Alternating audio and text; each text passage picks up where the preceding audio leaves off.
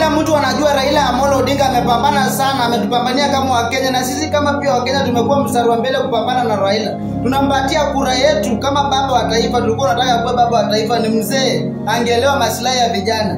Tukajaribu pale tunawezavyo tupea Raila kura, lakini mjinga alitokea mali alitokea akaiba, tukaridika.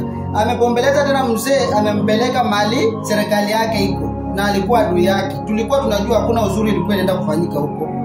Ndio hii Raila amekuanga kwa chama yake, ametoka hapa akaenda huku ndio mauti imempata. Lakini sisi tunasema tunakumbuka Raila Amolo Odinga alituambia hivi, ati nini? Alisema 2027 hatakuwa, na ni kweli ndio hii ameenda, ndio hii. Raila anatoka kesho. Raila atakuwa 2027. Anaweza kuwa hayuko. Ndio hiyo baba alisema ukienda tena kwa uchaguzi na sasa itakuwa wao ambao waliiba ndio wanakaa pale.